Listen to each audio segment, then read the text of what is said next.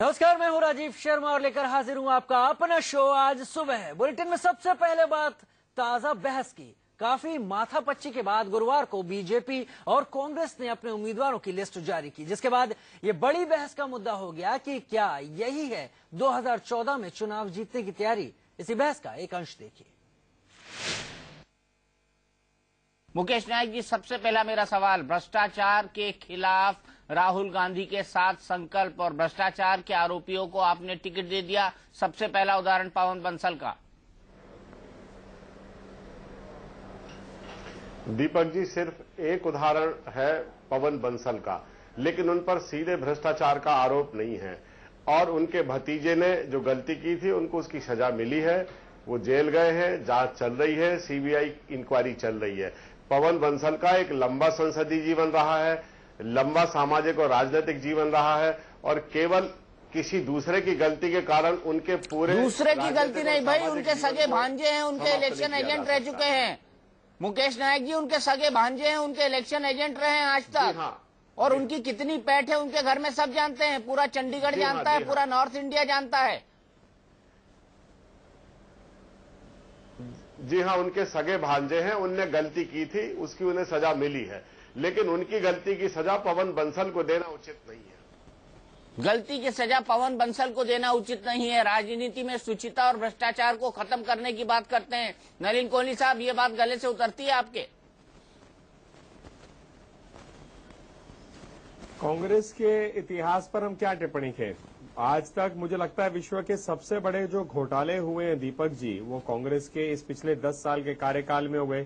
हम तो जीरो भी लगाना समझ नहीं पाते, कैसे लगाए। 1,76,000 करोड़, 1,86,000 करोड़, इतने रुपए हैं कि अगर इन तीनों को हम जोड़ देते, 1,76, 1,86 और 70,000 करोड़ CWG का, कोयला, 2G और CWG, ये तीनों है 4,32,000 करोड़।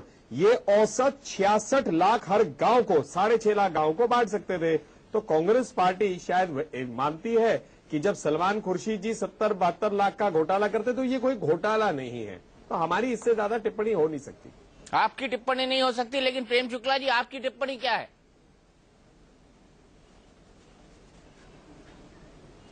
नहीं, कांग्रेस की तो जिस तरह की सूची है उसमें एक नाम मैंने नगमा का देखा है।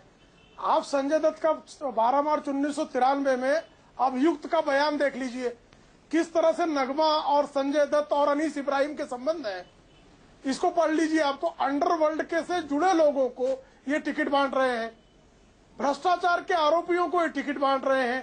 दागी बागी अंडरवर्ल्ड, मतलब इनके पास कैंडिडेट नहीं है। जिसको देखिए, कोई भी आ जाए, बस कांग्रेस का जल छिड़क दीजिए, अच्छा हो जाएगा। तो कांग्रेस ने निश्चित तौर पर पूरे भारत को निराश करने का ही काम किया है। घोटाले इत्यादि तो एक तरफ, घोटालेबाजों को, अंडरवर्ल्ड से रिश्ते रखने वालों को, वही इनके टिकटार्थी हैं, वही इनके प्रचारक हैं। मुझे बताइए मुकेश नायक जी, गंभीर आरोप लगा है नगमा पे। पहले भी ये सवाल उठते रहे कि अंडरवर्ल्ड से उनके रिश्ते रहे हैं। नगमा के बारे में खुद संजय दत्त ने स्टेटमेंट दिया है कि अनीस इब्राहिम से उनके रिश्ते रहे हैं। अब वो कांग्रेस की कैंडिडेट हैं, सीधे सीधे अंडरवर्ल्ड से उनके संबंध रहे। देखिए, ये बिल्कुल गलत जानकारी है, और किसी भी ये गलत नहीं, सही जानकारी है मुकेश नायक जी। बिना प्रमाण के कोई आरोप इन्हें नहीं लगाना चाहिए। नहीं, टाडा कोर्ट में ये केस है। देखिए, नगमा जी ने प्रमाण के साथ आरोप है, प्रमाण के साथ समय टाडा कोर्ट में आपकी सरकार की पुलिस सारी बात क्लियर की थी। आपकी सरकार की पुलिस ने, आपकी सरकार थी। दीपक जी, थोड़ा प्रेम शुक्ला जी से आप निवेदन करिए कि जब वो बोलते हैं तो हम लोग नहीं बोलते। कृपा करके थोड़ा इस विषय गरिमा रखे चर्चा की, जब उनका समय आए वो बोल लें। ठीक है, बताइए बताइए, दूसरे को भी बोलने का अवसर दें। नहीं, बिल्कुल बोलिए, आप बोलिए। देखिए, मैं ये कहना चाह रहा हूं कि जिन राजनीतिक दलों में नेताओं को डेमोक्रेटिक स्पेस नहीं थी, बीजेपी ने उनको अपनी पार्टी में मिलाकर टिकट दिया। यानी कि ये दूसरे की डस्टबिन से सामान निकाल रहे हैं। आज इनके पूरा शीर्ष नेतृत्व जिस तरह के अंतर्विरोधों का शिकार है, और जिस तरह से अडवाणी जी, जिस तरह से मोदी जी, जिस तरह से मुरली मनोहर जोशी जी एक सुरक्षित क्षेत्र ढूंढ रहे हैं। दीपक जी, आपने 2 दिन पहले टीवी चैनल पर एक बात सुनी होगी कि काशी मोदी की या जोशी की। मैंने तो आज तक यही सुना था कि काशी विश्वनाथ की है, ये मोदी की और जोशी जी की कब से हो गई? मेरा सवाल सीधे नलिन कोहली से। नलिन कोहली जी, काशी जोशी की या मोदी की? लोग तो जानते हैं कि काशी विश्वनाथ की है, भगवान भोले शंकर की है। ये मोदी और जोशी की कब से होने लगी? बिल्कुल नहीं, ऐसी बात है ही नहीं और इसमें कहीं पर कोई विवाद है ही नहीं। काशी भोलेनाथ जी की है और इस बात को हर भारतीय स्वीकारता है, इसमें कोई बात नहीं है। रही बात जो अभी हमारे मित्र कांग्रेस से कह रहे थे, और मोदी जी पर एक वाक्य भी उन्होंने कहा, मुझे लगता है विवाद जो है कांग्रेस में है, मोदी जी पर नहीं। ये सारी चर्चा कांग्रेस इसलिए मोदी जी केंद्रित रखती है ताकि कहीं ना कहीं राहुल गांधी जी पर कोई चर्चा ना हो। नहीं तो राहुल गांधी जी के ट्रैक रिकॉर्ड पे तो बहुत लंबी चर्चा हो सकती है। मुझे लगता है इलेक्शन तक क्या, इलेक्शन के कई महीनों बाद तक भी चर्चा हो सकती है। अभी तक 10 साल में कांग्रेस के शासनकाल में कोई जवाबदेही की बात ही नहीं है। ना महंगाई, ना भ्रष्टाचार, ना गिरती अर्थव्यवस्था, ना बेरोजगारी, ना कोई महिलाओं की सुरक्षा को लेकर, किसानों की दुख को लेकर कोई ऐसी बात नहीं है। 10 साल में कांग्रेस को सब बढ़िया लगता है। वही राहुल गांधी जी एक ऑर्डिनेंस फाड़ देते हैं और भागे भागे जाते हैं लालू प्रसाद यादव जी के पास। तो मतलब ये विचित्र एक राजनीति है। स्वच्छता की बात करते हैं, मुझे लगता है कांग्रेस कर भी नहीं पाएगी। राहुल गांधी जी के सगे बहनोई जो है वाड्रा जी का तो ट्रैक रिकॉर्ड पूरे देश के सामने है। रविदास मेहरोत्रा जी, आखिरकार मोदी सीट क्यों नहीं ढूंढ पा रहे हैं? कांग्रेस पार्टी की लिस्ट आउट हुई है, उसमें तमाम दागी और तमाम भ्रष्ट लोगों को टिकट दे दिया गया है। श्री मोदी जी ने कहा था कि 56 इंच का सीना चाहिए और अपना 56 इंच के सीने को तानकर उन्होंने ललकारा था। और साथ साथ ये भी नारा बीजेपी के लोग लगा रहे हैं कि मोदी जी की हवा कन्याकुमारी से लेके कश्मीर तक चल रही है।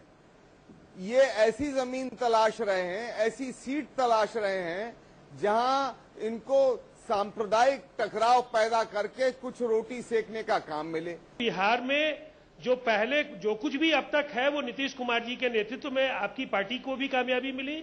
आने वाले समय में क्या होगा इसका विश्लेषण लोकसभा के अगले चुनाव के बाद मिलकर करेंगे।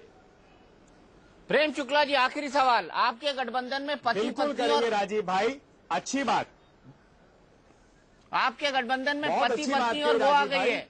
बिल्कुल, चुनाव के बाद ही असली विश्लेषण होगा। लेकिन इतना जरूर कहूंगा, नीतीश कुमार जी ने जो भी सीखा हो, 2002 में उन्होंने गुजरात में ही मोदी जी की जो प्रशंसा की थी और कहा था कि देश की सेवा करना है, मोदी जी आज देश की सेवा के लिए आ गए। हो जाएगा। नीतीश कुमार जी ने जो कहा था उस समय का सत्य आज सत्य हो गया। ये एक मनोवैज्ञानिक लड़ाई आप लड़ते हैं, मैं जवाब आपको इसलिए देना चाहता हूं, मुझे रोकना पड़ेगा। ये डिस्कशन हम कई बार कर चुके हैं। अभी गुजरात में लड़ते रहे, ये डिस्कशन नहीं बता पा रहे हैं। ये डिस्कशन हम कई बार कर चुके हैं राजीव रंजन जी। आपके खिलाफ हम लगातार चुनाव लड़ते हैं। लेकिन मुझे एक बहुत महत्वपूर्ण सवाल पूछना है प्रेम शुक्ला जी से। प्रेम शुक्ला जी, आपके गठबंधन में पति पत्नी और वो आ गया है और ये वो है राज ठाकरे, इसका क्या होगा? नहीं, पति पत्नी और वो का सवाल नहीं है। आज ही आदरणीय उद्धव ठाकरे जी ने कहा है कि हमारा जो सुपर हाईवे है जो दिल्ली की तरफ जाने वाला, उसमें कुछ स्पीड ब्रेकर्स आ गए हैं, जल्दी से जल्दी उन स्पीड ब्रेकर्स को हटा देना चाहिए। चलिए, स्पीड ब्रेकर हटेंगे या स्पीड निर्भर करेगा कि आखिरकार राज ठाकरे और नितिन गडकरी मिलकर क्या करते हैं महाराष्ट्र की राजनीति में। लेकिन ये बात लाजमी है कि टिकट की माथापच्ची भारतीय जनता पार्टी और कांग्रेस में अभी जारी रहेगी।